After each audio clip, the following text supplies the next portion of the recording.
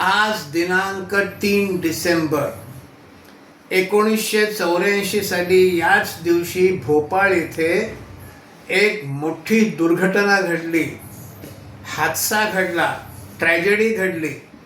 भोपाळमधल्या union carbide या कंपनीच्या फॅक्टरीतून gas गळती झाली. युनियन कार्बाइड म्हणजे तीच कंपनी जी एव्हररेडी बॅटरीची निर्मिती करते.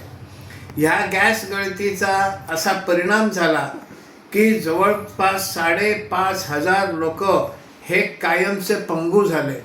मोठ्या प्रमाणावर लोक अंध झाले आणि नंतरच्या 2 महिन्यामध्ये या गॅस गळतीचा परिणाम म्हणून 8,000 लोक मृत्युमुखी पडले.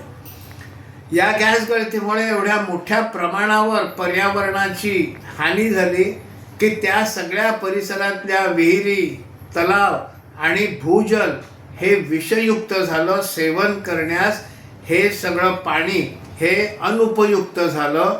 सेवन करण्यासारखीच त्या पाण्याची स्थिती राहिली नाही.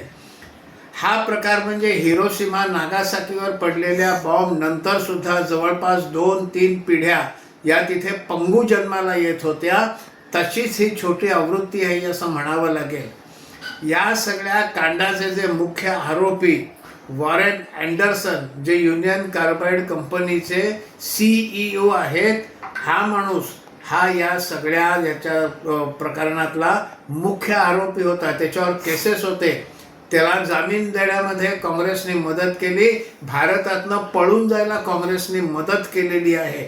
असे हे लोक मात्र विजय मल्ल्या कसा पळाला, नीरव मोदी कसा पळाला हे प्रश्न विचारत असतात. इथे तर प्रत्यक्ष काँग्रेसने या माणसाला जर शिक्षा झाली असती तर 10 वर्ष सक्तमजुरीची शिक्षा झाली असती.